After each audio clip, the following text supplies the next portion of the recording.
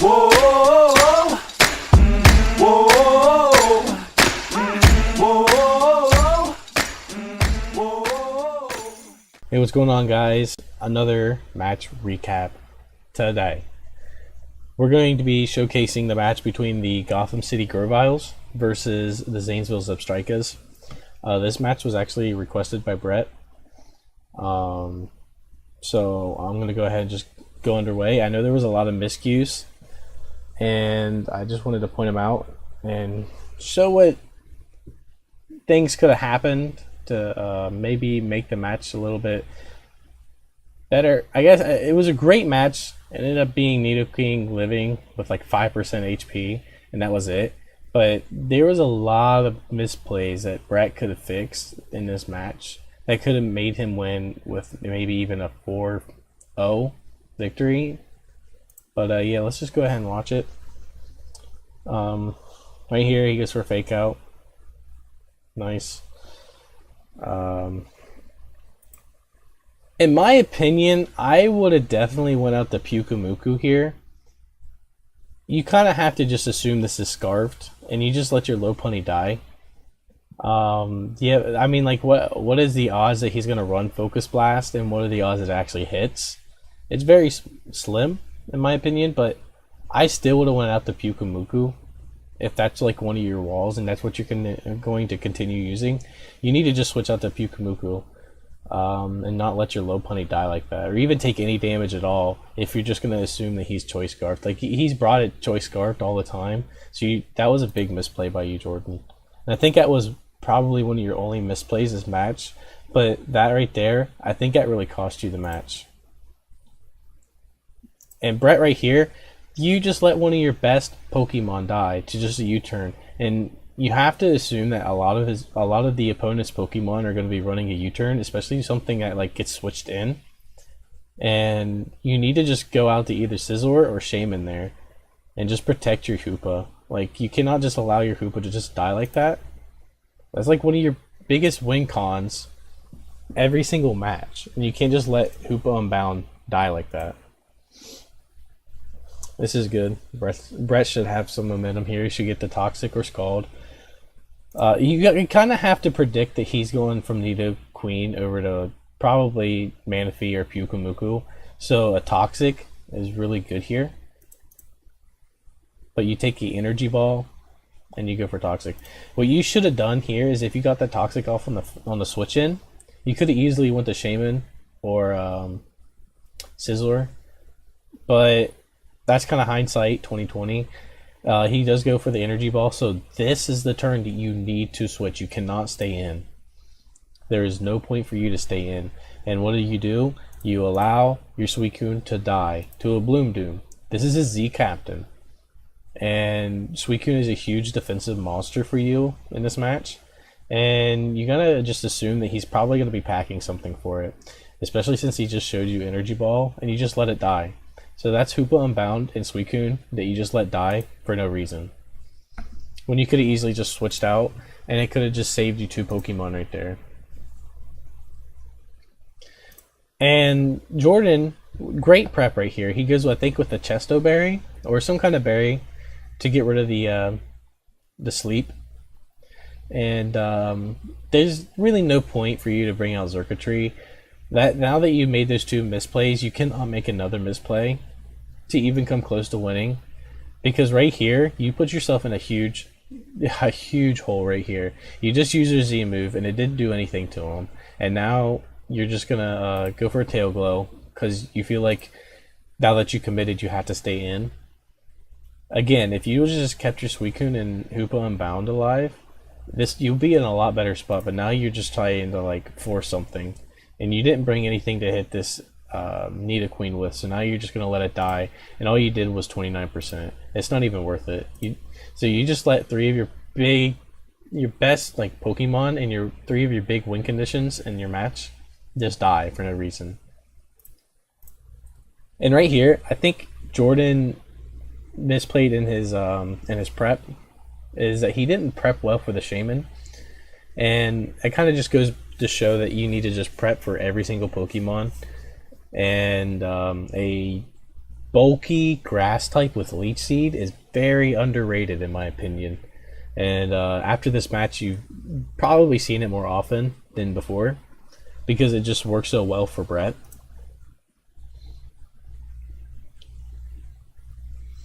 See, and right here you should see that he's especially defensive. He hits a Seed Flare and gets a special defense drop. There's no reason for the rocks in my opinion. Like this was a big mistake in my opinion. Like there's no reason for you to do the stealth rocks. Yeah, you could get chip damage if he like switches out, but I didn't think there was any reason for the stealth rocks. And now you're just letting your Nidoqueen just get more damage on it. There's a miss, and he misses the next Seed Flare. Again, you should have seen that he was special defensive against the Nidoqueen. If maybe you'd ran some calcs and you could have seen that it was a special defensive, and then you wouldn't have wasted an HP move right here. And he gets some like Leech Seed, but you switched it in, and if he would have hit that Seed Flare, it would have did a massive amount of damage to your Coco, and that again, that would have been a big misplay. He misses it, and that kind of like matters in the grand scheme of things because then later on he loses his PP to a Seed Flare.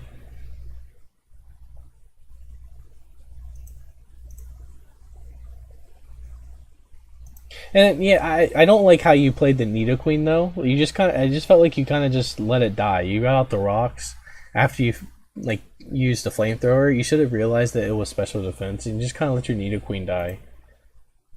And now you're just letting Coco take chip damage. You're not going to be able to touch it at all. You should have seen that from the HP move and another Seed Flare miss. Like, I'm not exactly sure what you're doing, but again, I think this is more like you didn't prep well for the Shaman.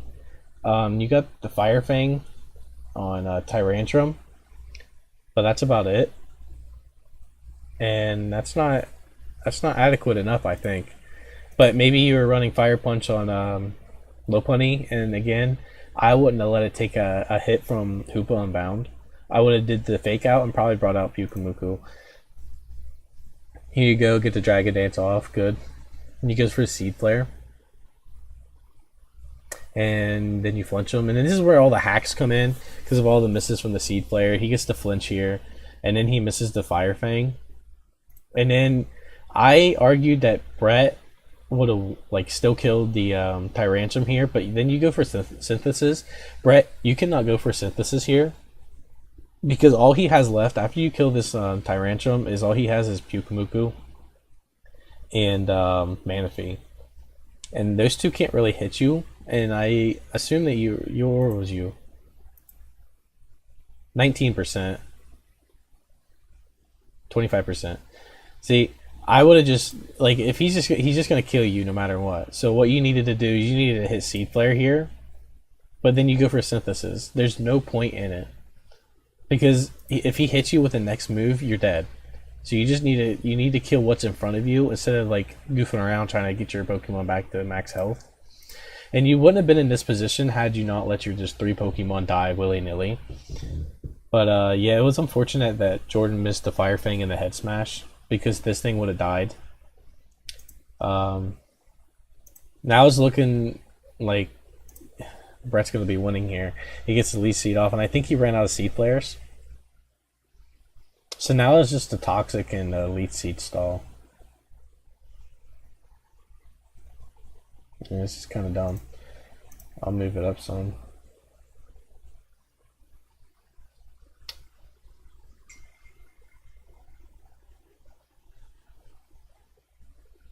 There's no point for Bullet Punch.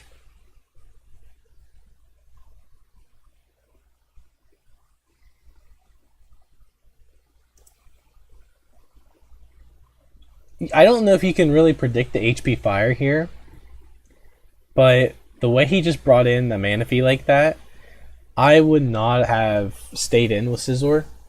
I would have switched out to Shaman. Especially since it has no Seed Flares, it's pretty much useless at this point. I would have definitely brought out Shaman just to see what he would do.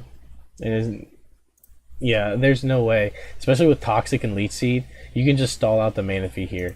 and your Scizor just dies. Like you saw that it had like he clicked HP Fire, and it did so much damage. The next HP Fire, like it's an easy move for Jordan just to click HP Fire again, and you're just letting your Pokemon just die for no reason at all. When you could just go to Shaman, and it's pretty much useless, especially no Seed Flare. I think in the PP, like you just got to know what Pokemon have done their jobs, and if they've done their jobs and they're useless to you, sack them off if you have to. You need to use your defensive Pokemon correctly, because this is for Pokemon that you just let die for no reason at all. When you could have just used your Shaman as a defensive pivot better, and your Scizor. But yeah, he had HP Fire, Flamethrower, and Fire Fang. So that's 3 fire moves. And Scizor is such a good Pokemon, you have to assume that people are going to be like over preparing for it.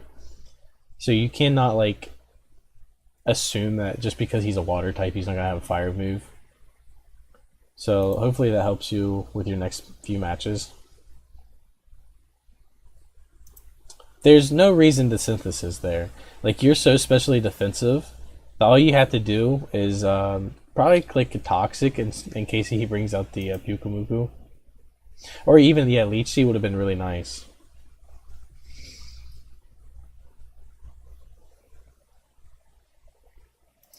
I think it goes on for a little bit.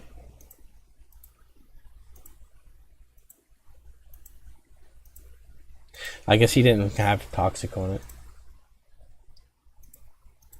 But yeah, this just goes to a PP stall at this point. He's going to run out of stuff and he's going to end up struggling right here. And that's where the Seed Flare misses come in to a big play. Had he had just one Seed Flare, it probably would have knocked out Pyukumuku. But yeah, all he had to do was just recover there. This tilts me. Why would you go for an Ice Beam when you have a stab Earthquake, or not Earthquake, Earth Power, and Sludge Bomb? There's no reason for it. No reason at all. None at all. And it just really irritates me. Would you use Sludge Wave? See how much damage that did? It would have been already dead had you not clicked Ice Beam. Like, you have to know, both of these Pokemon are water. There's no point to click Ice Beam. So, for you to click Ice Beam was a big misplay on your part. And it could have lost you the game. Like, if you just clicked Sludge Bomb like you did, or Sludge Wave, it would have been fine. Right there, 5%. And you go for Ice Beam again. You cannot just click moves for no reason.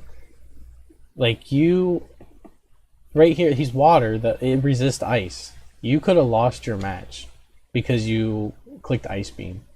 You need to know what Pokemon are weak to what, and what Pokemon resist. So if he isn't resisting an Earth Power, but he resists ice, you do not click the Ice move. You just click the Earth Power instead.